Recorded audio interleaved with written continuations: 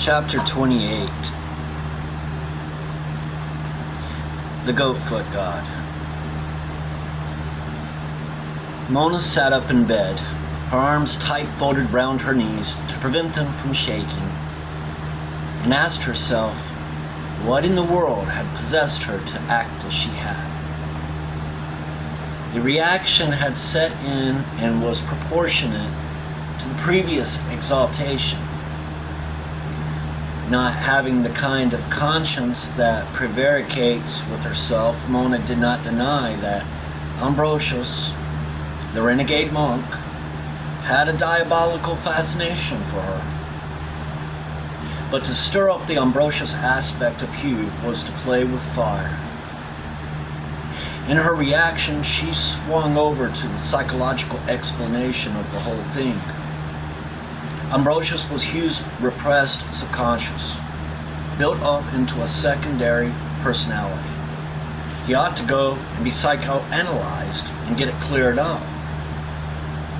If she played the fool with him anymore, he might have a nasty breakdown and then come within genuine reach of certification. She blamed herself bitterly. She had believed herself to be single-hearted in her desire to help Jokes with his protege, and then had fallen so low as to start messing about with him. Mona, whose standard of morality, though peculiar, was definite, was exceedingly angry with herself. Why had she let herself get carried away with all this? Why had she let herself get carried away and then had this thought that she had learned her lesson once and for all? She knew too that Jokes was angry with her, and that vexed her all the more, for she had a great respect for him and valued his good opinion highly. In the mood she was in now, she was disposed to be exceedingly angry with the unfortunate Hugh, and to find him not merely unattractive, but positively repulsive. Then, realizing that tomorrow had got to be faced, and that it was steadily drawing nearer, while she cogitated, she took 2 aspirins and set to work to try to go to sleep. But as might have been expected, without much success. Finally, she arrived at the state when all her life passed in review before her, and she wept hopelessly into her pillow. After that, she thought that she felt calmer, though exhausted, and another mood set in. After all, Hugh was a dear, and life was very hard. She would certainly miss him if she broke with him. Probably more than she realized. Why shouldn't she marry him? It would make him happy and lift her from the intolerable strain of the struggle for a livelihood. Then back once more, her mood reacted. After all, the post-war depression could not last forever, and once she could earn a decent living again, there was nothing she would love better than her cat on the tiles existence. Nothing she would have more than trying to be a good wife to Hugh. More tears began to flow, but tears of rage this time. Mona was furious with herself, with Hugh, and above all, with Jokes, whom she recognized as acting as a kind of conscience to the pair of them. She felt certain that Jokes hated Pan, if the truth were known, and was perpetually making the sign of the cross inside himself, thus preventing Pan from manifesting and so throwing everything into confusion. Just as Mrs. McIntosh's promise to pray for her had done. Mona flung angrily away from all restraints, and yet her self-respect prevented her from yielding to Pan and his satiric aspect. The tears of rage gave place to tears of self-pity, and then, beaten down to her foundations, to forlorn tears of humility before life and its problems. The world was too much for her, and she longed for the vales of Arcady. Hugh, on his side, had not got any aspirants, and stood with his hands in his dressing gown pockets, staring out the window at the strait. He had had a pretty thorough shake-up, and sleep was far from him. He might be a fool in dealing with people because too easily swayed and influenced, but he was by no means a fool in any summing them up, his plastic nature rendering him intuitive to a high degree. He knew with a sense of delighted triumph that Mona had let herself go far more than she had ever meant to. But he also sensed the reaction that had been coming on steadily all through supper. He was quite alive to the fact that it was Mona's fixed intention not to improve herself or involve herself with him. Firstly, because she did not like him well enough. And secondly, because her pride stood like a lion in the way. He, for his part, felt that everything life held for him was bound up with Mona. His negative, hypersensitive nature clung to Mona's dynamicism as the one thing that would enable it to go on living in a world that had been all darkness and coldness. But that under her touch became gold. He had come to the point when he was beginning to feel pretty desperate. If Mona wouldn't have him, he didn't know what he was going to do. It did not seem to Hugh to be a subject which one could very well lay before a heaven where there is neither marrying nor given in marriage. There was more to be hoped of the infinite richness and everlasting fecundity of the earth. Surely, out of all her richness and abundance, the great mother of us all could meet his need.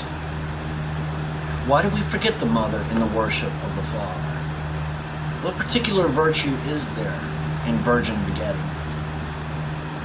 Are the descending Paraclete and the uprising Pan two opposing forces locked in an everlasting struggle?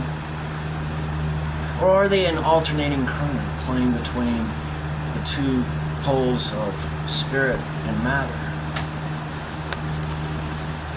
He did not know. Metaphysics had never been his strong point.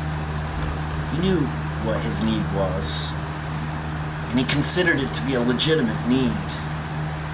And he did not see why he should be expected to deny its fulfillment as a matter of principle. He was going to fulfill it if he could, and that was that. He began to consider how it could be fulfilled. What was the real thing in Mona's heart? Had she never made it during her 30-odd years? What was she asking of men that they did not give her? Wherein did the reality fail to match the ideal? Were there no priest initiates now to work with her the rites of Eleusis? Perhaps that was the trouble, and he debated whether it was feasible for him. Hugh passed to assume the part of the priest of the mysteries, as I am Lucas said the priest assumed the part of the god.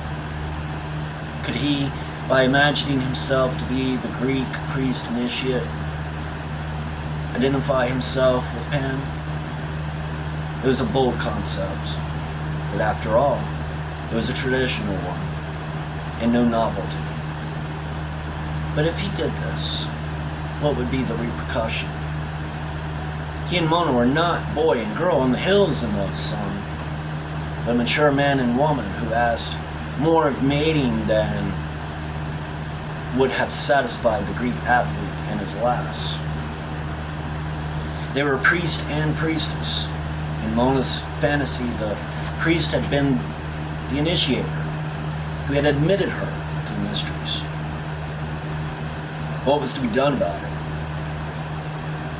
How was he to fill the bill? He could not very well inquire of the celibate monk in the bookshop. To ask Mona what secrets he ought to reveal to her was a contradiction in terms. Then came to him the remembrance of Ignatius's dictum. Put yourself in the posture of prayer, and you will soon feel prayerful. If he played the part of the high priest, he would soon feel sacerdotal, especially if he could invade Mona into playing the part of the Pythoness. It was the Froebel method, the action song.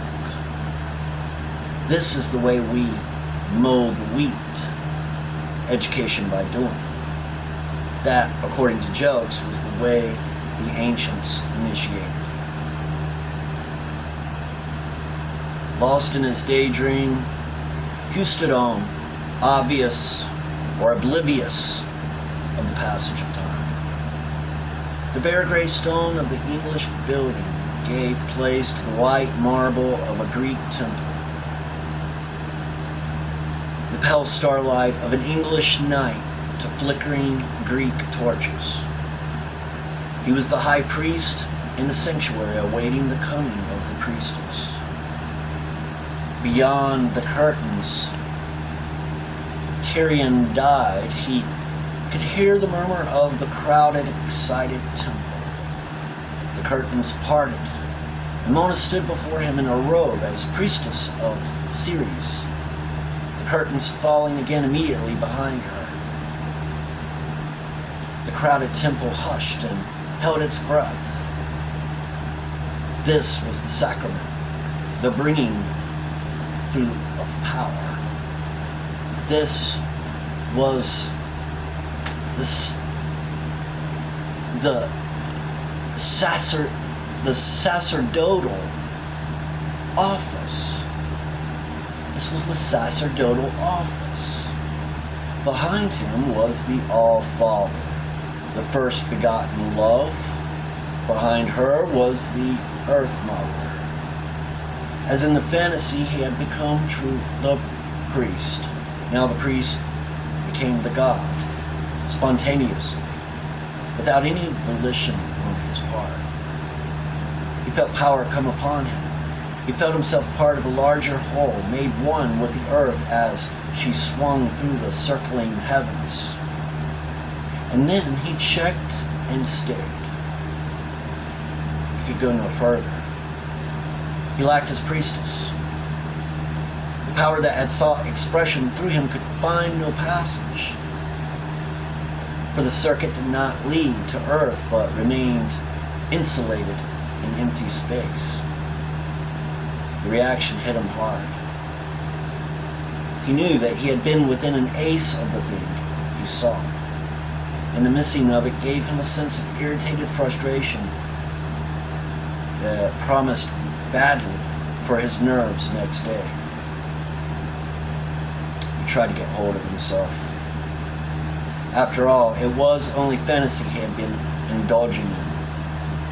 There was no need to be so upheaved over a daydream that had missed fire. He tried to concentrate his mind on the problem of his relationship with Mona. He suspected that the happenings of the last few hours had given him a distinct advantage if he only knew how to use it. He was so hopelessly inept with women. He was always either missing his chance or overreaching himself. He found himself slipping into his old condition of miserable self-hating, desperately struggled out of it. That way lay paralysis. He must not yield to it. He thought of Ambrosius. A little smile twitched the corner of his mouth. He suspected that Mona liked Ambrosius. Supposing he were deliberately to slip into his Ambrosius personality, as he could pretty nearly do at will now. Would he be able to dominate Mona? It was a tempting proposition, but all the same, he had his doubts of it. Any relationship between Mona and Ambrosius implied frustration. The diabolical prior drew his dynamicism from the very fact of his frustration. Then there came to him an inexplicable but very definite feeling that he would never again turn into Ambrosius, for the good and excellent reason that Ambrosius had turned into him. And he had said to Mona he was engaged in carrying out the last wishes of the renegade prior, and his unquiet ghost had no longer anything to walk for. Or in other words, he was engaged in fulfilling the thing for which Ambrosius stood in his soul.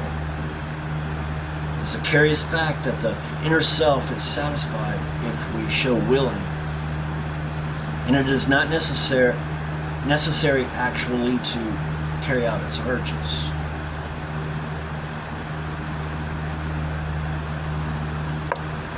It is the attitude that counts in the subjective kingdom, as the ancients knew when they made us of ritual. The formidable prior could help him no longer. He had to stand on his own feet. There was no use dramatizing a frustration. There came to his mind the memory of that strange scene in the chapel when, goaded to despair by his sister's innuendos, he had fantasized the death of Ambrosius. And with it had come the strange certainty of a promise. What was it that had been promised to Ambrosius? What was it that he had sought? Was he, Hugh, entitled to claim the fulfillment of that promise? His mind turned back to Arcady. There, and there alone, lay the fulfillment of both promise and dream. The Arcadian Pan with his shepherd's pipe was no diabolical deity like the sinister goat of Mende, of the inflamed medieval imagination. It was the thing behind Ambrosius he must go after. The Greek inspiration that had awakened Ambrosius to his manhood. It is a curious fact that when men began to reassemble the fragments of Greek culture, the peerless statues of the gods and the ageless wisdom of the sages, a renaissance came to the civilization that had sat in intellectual darkness since the days when the gods had withdrawn before the assaults of the Galileans.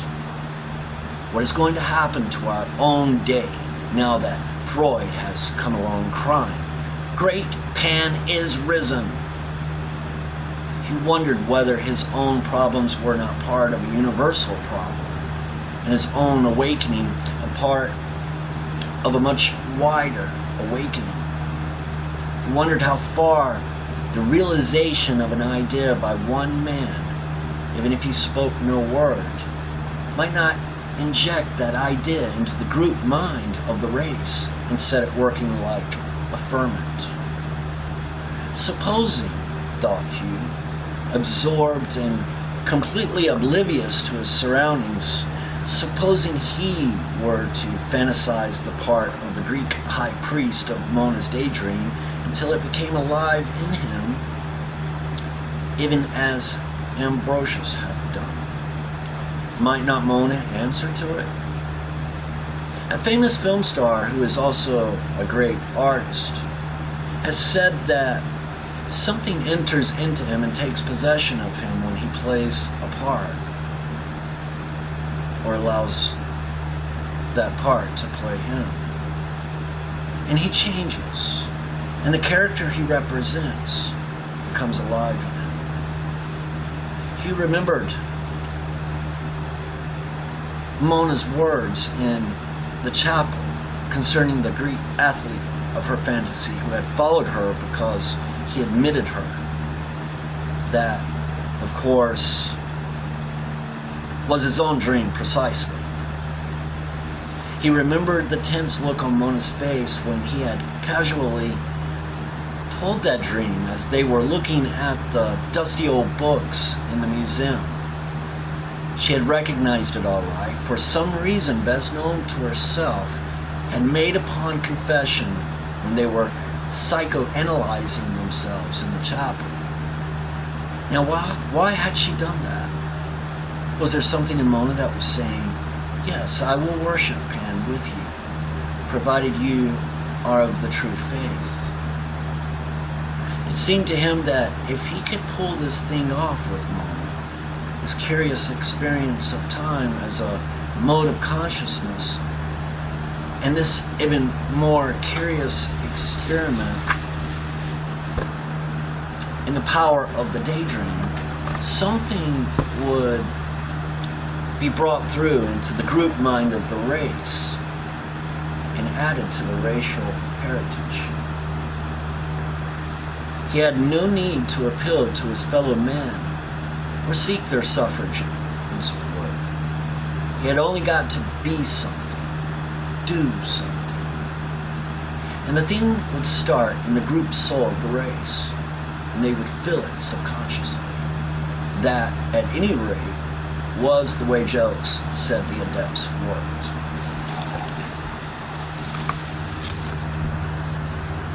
There came to him, as he stared at the marvel of the night sky, a realization that he was part of a larger whole and that a vast life found expression through him, and that in his fulfillment it would find a measure of its fulfillment, and in his frustration it was frustrated. It was not a question of Hugh Paston being in love with a woman who did not respond to him. It was a question of unbalanced force in the universe. And he knew that the whole universe was striving to adjust that unbalance.